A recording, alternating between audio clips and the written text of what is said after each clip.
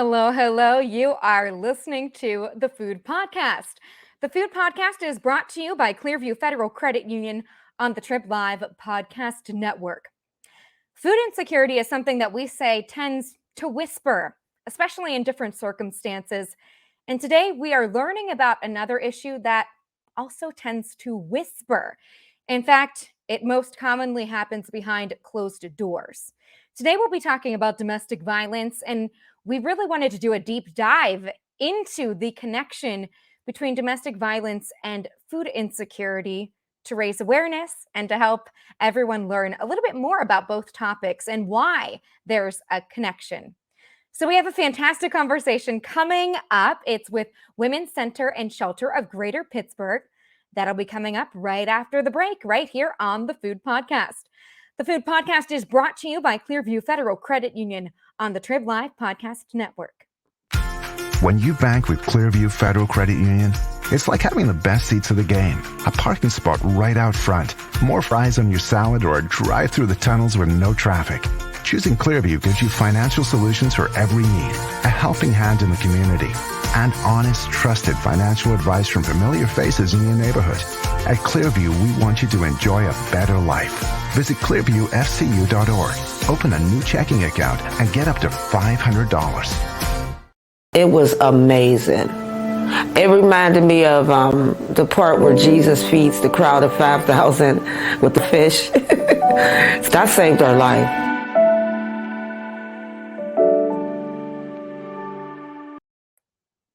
Welcome back to the Food Podcast. The Food Podcast is brought to you by Clearview Federal Credit Union on the Trib Live Podcast Network. I'm so excited to introduce our guest today. We have Nicole Molinaro. She is the president and CEO of Women's Center and Shelter of Greater Pittsburgh. She joins us now, and we're so happy to have you here. Nicole, thanks for being with us. Krista, thank you so much for having me. It's such a pleasure to be here. Yeah, it's great to learn about things that are happening locally. And obviously, you meet people from all across the Pittsburgh area. So tell us a little bit about yourself, some background about you and what you do. Oh, happy to do so. So again, my name's Nicole, and I'm very happy and proud to be the president and CEO for Women's Center and Shelter of Greater Pittsburgh, which is a domestic violence program that serves Allegheny County and beyond, and works very closely with the other domestic violence programs to serve really anybody in need of services for domestic violence. So Women's Center and Shelter has been around since 1974, and we now serve over 7,500 adult and child survivors every year. And we have a program that serves those who use abuse as well. So a batterers intervention program. So very happy to be here today to talk to you. Yeah, it's really interesting. I think the term domestic violence is something that we hear pretty commonly, but not everyone really understands what it means. So how would you define domestic violence? What all falls under that umbrella of being considered domestic violence? Krista, you're so right. It's very commonly used and oftentimes misunderstood. So domestic violence is really a pattern of behaviors that one person uses in a relationship over the other that involves using control and power to really get what they want. And so we certainly know that domestic violence can come in many different forms. We think, of course, of physical violence as the most prominent, and that's really because that's what we can see, right? And that's what one of the forms of abuse that's against the law. But also domestic violence comes in many other forms. So we have, of course, emotional abuse, psychological abuse, spiritual abuse, financial abuse, which actually impacts about 99% of all survivors of intimate partner violence or domestic violence. So there's many different forms of abuse. I didn't even name them all here. But the really common thread among all of them is that there is power and control used in the relationship. And oftentimes there's fear. Yes. And when we're talking about this, that's such a big umbrella. And every area is different. How big of an issue is this in our area, in Pittsburgh even? Right. So our statistics, unfortunately, are the same as they are nationally and the same as they are really globally. And that is that 1 out of every 4 women and 1 out of every, we say between 7 and 10, there's lots of different studies, but every 1 in 7 men experience serious physical and domestic violence in their lifetime. So we're talking about a problem that's very, very common. But as you said in the introduction, whispers, in that we oftentimes don't hear about it because it happens behind closed doors. And a lot of times those who are abusive really take extra efforts to make sure that it stays that way, which is actually why we're running a PR campaign right now called We Believe You. And that is because we believe survivors when they come to us. And so oftentimes what they're telling their friends and families is not believed, because they can't imagine their partner acting like that, when indeed that is actually part of the pattern and part of the coercive, controlling behavior that happens in abuse. Yeah. When I was looking into this, working with the food bank and knowing survivors and a lot of the work that goes on with domestic violence, I really did think about that, how a lot of people live with food insecurity behind closed doors and they try to live a normal life. And you have to ask those extra questions to even understand what's happening, right? And there's even more of a connection than that, just those parallels. When does, in your opinion, food insecurity become a factor in domestic violence situations? How do those two intertwine? Sure, that's a great question. So to kind of set a little bit of context for abuse can happen in any relationship. It doesn't matter your socioeconomic status, race, ethnicity, religion, geographic area. It happens in same-sex relationships and as well as heterosexual relationships. So really any relationship it can impact. There are some areas that are more highly impacted. So for instance, if you are an African-American woman, if you are a woman who's bisexual, if you are a trans woman, or specifically a trans woman of color, you are at higher risk, unfortunately, for domestic violence. Now, with food insecurity, of course, just like the regular the whole population, a certain percentage of the population are impacted by food security as they are impacted by domestic violence. They may be completely not related at all. But when you dive a little deeper, as you inferred, Krista, what you really, ask questions about can lead to understanding that food security is tied to abusive or coercive control. So for instance, if you know that somebody is food insecure, and you dive a little bit deeper and talk to them and find out that their partner has money, but actually will not give them their quote unquote allowance, which is unfortunately a term that we hear quite a bit, to be able to spend on food for themselves or for their family. That is not necessarily food insecurity for their whole family, but that is food insecurity for that person because they are being abused. So food insecurity, again, when you dive a little bit deeper, can show that there is abuse and control being used in a relationship. But poverty itself is not necessary. That doesn't mean because you live in poverty and are food insecure doesn't mean that you're in an abusive relationship. Obviously, I hope I don't even need to say that, but I did just want to make that clear. Yeah, I'm happy that you did too. And I know as we learn more about domestic violence, a critical point is when a victim is exiting a situation, a domestic violence situation. It's such a turning point. And I know it can be scary for so many people. Can you tell me why and what victims and families actually go through when they make that transition?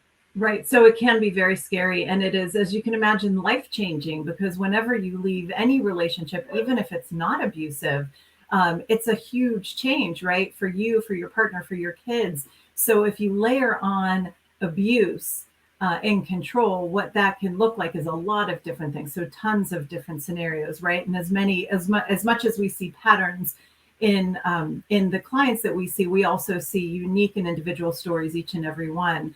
But really what we're seeing is when you're leaving an abusive relationship, the financial control and the financial abuse can leave someone without any sort of their own resources, even if they have a full-time and good paying job. They might not have any savings. They might not have any resources to use, at that time or in the future. They might not be able to access their own money. And in a lot of cases, unfortunately, we saw the government money that was given out through through COVID, used by abusive ex-partners even. So who don't even have custody of the kids, for instance. So financial abuse can really play into food insecurity whenever somebody is leaving a relationship. And again, the fear of, especially if there has been physical or sexual violence, the fear that the person leaving the relationship might have can really be compounded by an inability to not meet basic needs. So that's why it's so important to know that there is help and there is hope, and that there are programs who can work with survivors of intimate partner violence when they're ready to leave. We never, no domestic violence program ever forces leaving on anybody. It's always a person's choice, obviously. But with that said, there is plenty of help out there for both concrete needs and, of course, for safety planning, which can be very, very critical and to safely leave an abusive relationship, depending on the level of abuse that has been happening in the relationship and based upon the potential lethality of the abuser. There's emotional support, again, safety planning. There is help and there is hope. I can't say that enough, because it can be absolutely paralyzing to think about everything that needs to happen to leave an abusive relationship. But there are people who really want to help, and that's Women's Center and Shelter of Greater Pittsburgh. That's other domestic violence programs. And that's the Greater Pittsburgh Community Food Bank, because you help with so many really critical concrete needs. Yeah, and that's something I wanted to touch on too, is that, you have some people that may come to you with nothing. You know what I mean? I mean, groceries, in my mind, when you're trying to pack a bag, are the last thing on your list, right? So tell me about that partnership and how it's benefited families and victims at a very sensitive stage in their life. Right, absolutely. So in some cases, when you're leaving an abusive relationship, you can plan, and you can have not just a plan for now, but a plan for the future. And then in other cases, survivors find themselves really literally fleeing for their lives. So I always feel it's important to point out that just to give kind of a sample of the 7,500 adult and child survivors we serve every year, only about 400 to 500 need our emergency shelter. The remainder are in our legal services, our non-resident services, all of our other services that don't require actually going into emergency shelter, because so many people think that, okay, I'm going to leave an abusive relationship, I need to go into shelter, and that's a barrier for them. But I'm here to say absolutely not. There's many different ways that you can get help. And shelter is a small portion of that, and really only for those who are literally fleeing for the potential. It's a safety issue. Yeah, absolutely, the safety issue. So, but for anybody, you're right. I mean, a lot of times, you're weighing whether you can buy groceries or get your child's medication, or buy groceries, or having, the lights on, right? Or the heat or the gas on. So there's so many different decisions that so many people have to make every day. And that's why the partnership that we have with the food bank is so critical. The food bank we have worked with for many, many years in many different ways. And most recently during the pandemic, we worked with you to get the word out about domestic violence and other social service issues through your food boxes. So we put flyers into about 10,000 plus food boxes that went out, so that folks who were isolated in their home with their abuser could see that there is a way to reach out for help, a safe way, either by phone or by text or by chat, and that we were there for them. But our work with the food bank around literally just feeding people is absolutely critical, because it's only when you know that your basic need of food can be met that you can really reach the goal of safety. Right. I think that you mentioned so many barriers, and I think, logically you're like, well, how would I even do this? So tell me, what advice do you have for anyone who's ready to leave a situation and is just looking for advice, right? I mean, sometimes you're like, well, I don't know what to do, and my friends haven't done this. What advice can you give to folks who are ready? And are there resources that they can tap into now if they, want to get the wheels turning on that? Yep, there absolutely are. And just like anything else in life, I think just taking the first step can be the hardest. but that can also be the most important. And knowing that there are people on the other side of the hotline or the text and chat line, which our hotline that you can call into is 24 hours a day. Our text and chat are open from 9 a.m. to 9 p.m. daily. There is always somebody on the other line of the phone that you can talk to and really get help with very concrete planning. So you might know that you want to leave and just try to figure out how to get from A to B. Mm-hmm. And with what's going on in your life, it's just too hard to figure out on your own. We get that. That is exactly why we are here. And so we really want to help people get from A to B, whatever that A and whatever that B is. And in other cases, you might have no idea what to do, right? You might not even know that what you're experiencing is abuse, and you might want to try to talk to, be able to talk to somebody to say, okay, so this is what's going on. Am I being abused? And if so, kind of what's my next step? And we're here for that too. We're literally here wherever somebody is in their journey, whatever they need, whomever they love. We are here to help them and to help them get from whatever point A they're at to whatever point B they want to get to. And I know it's so much easier when there are advocates around you and a support system and people that are checking in on you, right? To be like, that's not okay. It's sometimes, those voices can make a huge difference. So for anyone who wants to be an advocate or, be aware of things, what are some of the signs, the dig deeper questions that you can even ask that someone may be living in a situation, a domestic violence situation behind closed doors? I mean, what are some things to look out for?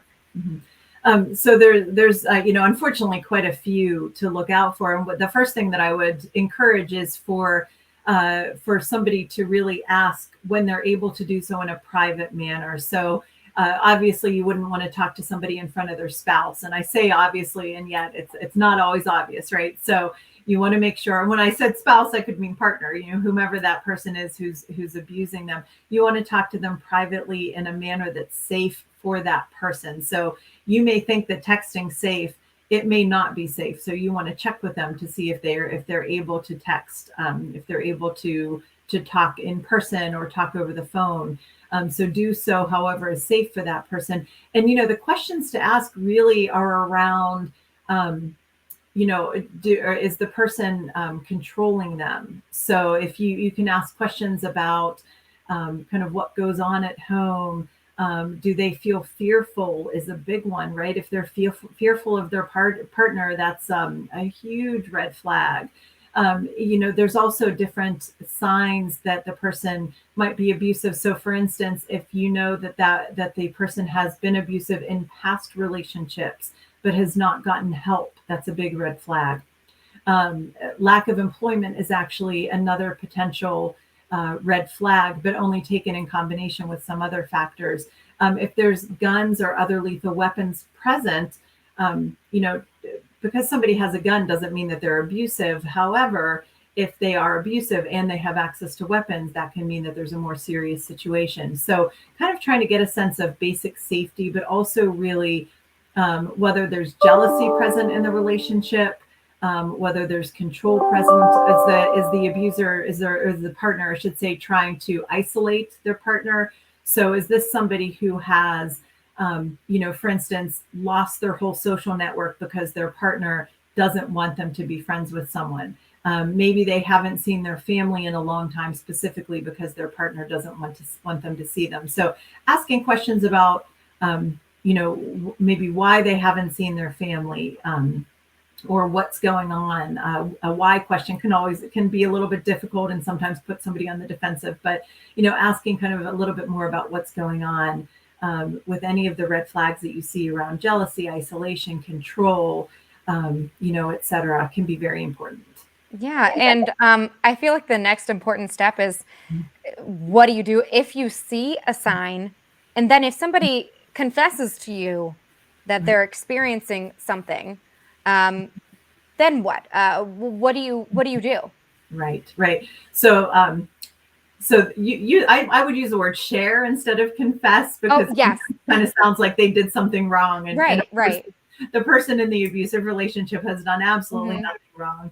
But if somebody shares with you that they are in an abusive relationship, You can do one of a couple of things, right? So you can, if you feel comfortable, you can talk through it with them and refer them to a domestic violence program if you have that information off the top of your head. You could open up the Are You Safe app, which is an app that assesses relationship danger that Women's Center and Shelter developed a number of years ago at this point, but it's still up and running, and you can kind of go through a questionnaire with them. Or you, as the friend or family member, could call Women's Center and Shelter or another domestic violence program and talk through how you can best help them. So oftentimes these situations, again, there are so many patterns and there's so much, there's so many similarities. And at the same time, there's so many unique circumstances. So talking through the situation with someone and about how you may be able to offer them help and hope, is critical. And any domestic violence program really wants to talk to anybody who cares about somebody in an abusive relationship, because you really you might be the only person who's willing to help. And the only other thing I wanted to add to that is being non-judgmental, right? So oftentimes we hear, unfortunately, survivors coming in and saying, well, I talked to my sister and she said, just leave. Why won't you just leave? And unfortunately, leaving is the most dangerous time. 73% of all women specifically who are killed by their intimate partners are killed either as they're leaving or after they've tried to leave. So that doesn't mean you can't leave a domestic violence relationship safely. You certainly can. But it does mean that when you're leaving, you might be at a heightened risk. So saying to somebody, just leave, can not only be off-putting to them and can not only make them feel very judged, but can also potentially be dangerous. So we don't want to say, just leave. And we don't want to be judgmental, right? I told you so. I told you I thought he was a jerk from the beginning, right? That's not oftentimes helpful. So really saying, thank you so much for sharing with me.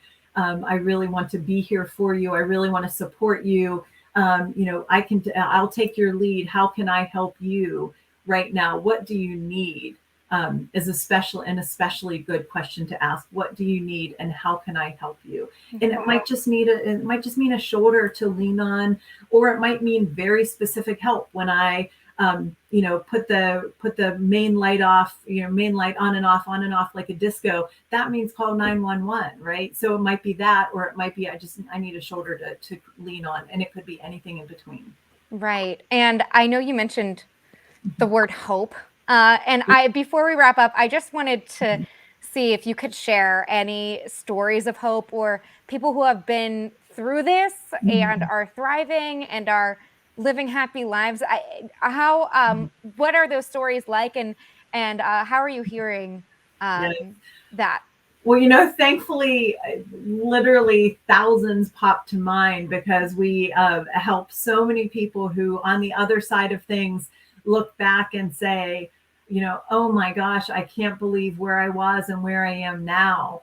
And just have such amazing stories of hope. So we have so many folks who come in, just really, feeling like they're hitting bottom and experiencing depression and anxiety and post-traumatic stress disorder, and not knowing where to turn or what to do. And, we're able to really help them and offer that hope. And, on the other side, we see them, gainfully employed, and if they were, and happy, right, much more important than gainful employment, just that they're happy in whatever that they're doing, and they're able to, know that their children are growing up with a role model who is strong and was able, excuse me, and was able to, kind of say abuse is not okay. It is not okay to treat somebody else like this, especially somebody that you love. And so we see, so many different stories of hope, of people who have really taken the steps. They do the work, right? We just help. We're here to help and support. But the folks that we help and support are some of the bravest, most courageous, incredibly wonderful people that we've ever met. And we're just so lucky to be able to, kind of be alongside them on their journey as they go from being a victim to really being a survivor. Right. I love that. I'm so happy you were able to share that with us, Nicole. And then just real quick, for anyone listening that maybe wants to just write down the information or learn more, where can they go? How can they get in touch with you guys? Sure. So there's multiple ways. Our website is always great. It's wcscanhelp.org or just wcspittsburgh.org. We also have our 24-hour hotline, which is 412-687-8005. And that's, again, 24/7. We have our 9 a.m. to 9 p.m. text and chat line. So you can just chat on our website, again, wcscanhelp.org. Or you can text 412-744-8445 and, reach us anytime in any way that you need to. I love it. Well, Nicole, we're so happy that we get to partner with you and just see all the amazing things you are doing. So thank you for your work, for your service to this community. And again, we get to work with you in the future too. So I'm so grateful for that, and just grateful that you were able to share this side, this whisper, and speak loudly about it and passionately about it. I'm so grateful you were able to join us for the Food Podcast, Nicole. So we're so glad to be able to be a partner of the Greater Pittsburgh Community Food Bank, because you do incredible work every day. And it's just really an honor to be a partner. And we look forward to, many years of working together to help folks who need us. Yeah, we're better together. Indeed. I meant to say that together. Did you hear that come out? Yeah. A little goofy. That's my cue to take a commercial break here on the Food Podcast. The Food Podcast is brought to you by Clearview Federal Credit Union on the Trip Live Podcast Network.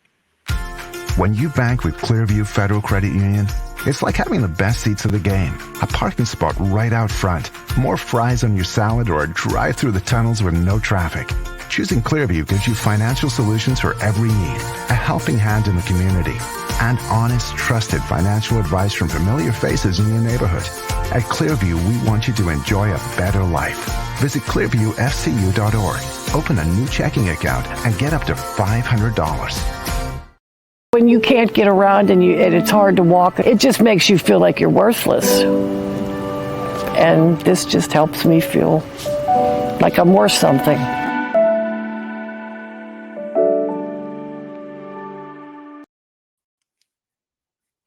Well, hello. Welcome back to the Food Podcast. The Food Podcast is brought to you by Clearview Federal Credit Union on the Trib Live Podcast Network.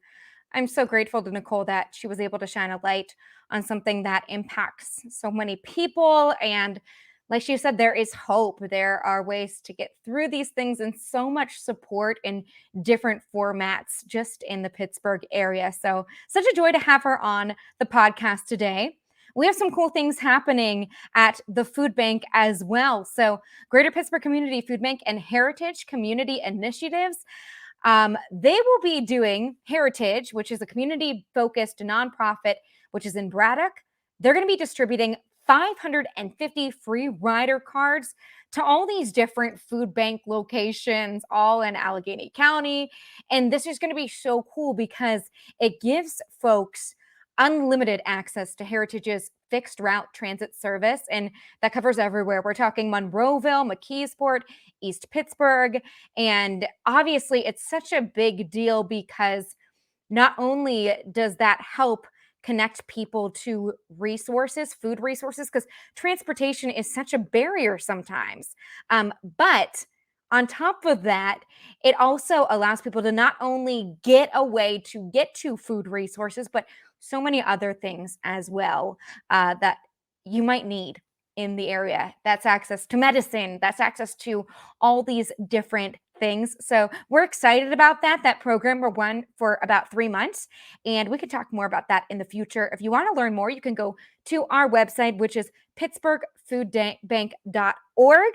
And if you'd like to hear some stories, be an advocate for food security, you can always go to our website there and type in love. So pittsburghfoodbank.org/love, and you'll be able to see some really cool YouTube videos that you can share, some powerful stories of people who have been through food insecurity and what it's like and how your support changes their lives. And I really mean that to the deepest of my heart. It changes lives, and it's such a great thing that our community steps up to help in times like the pandemic, which is still going on.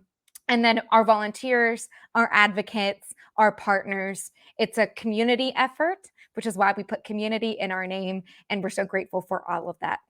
That's all the time we have for today. You are listening to the Food Podcast. The Food Podcast is brought to you by Clearview Federal Credit Union on the Trip Live Podcast Network.